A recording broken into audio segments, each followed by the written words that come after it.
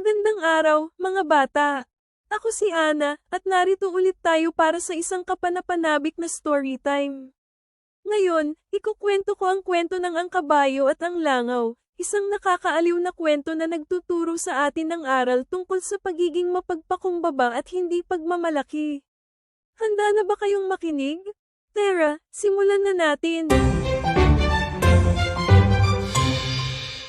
Storytime by Anna. Enchanting Tales for Kids. Ang Kabayo at ang Lalangga, aral ng pagiging mapagpakumbaba. Sa isang mainit na araw sa Bukirin, abala ang isang malakas na kabayo sa paghila ng kariton na puno ng mga ani.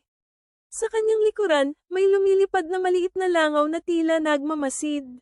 Ako ang tumutulong sa'yo para maitulak ang karitong yan, sabi ng langaw ng may yabang. Napatingin ang kabayo ngunit hindi ito sumagot, nagpatuloy lang siya sa trabaho.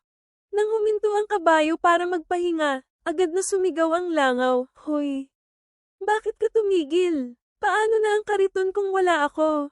Hindi ko kailangang ipaliwanag sa'yo kung bakit ako nagpapahinga," sagot ng kabayo ng kalmado.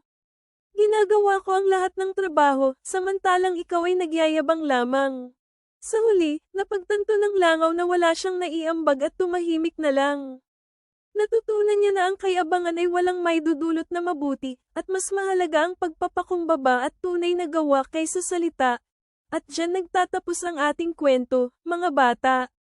Ang kabayo at ang langaw ay nagpapakita sa atin na hindi dapat tayo magyabang sa mga bagay na hindi naman natin ginawa.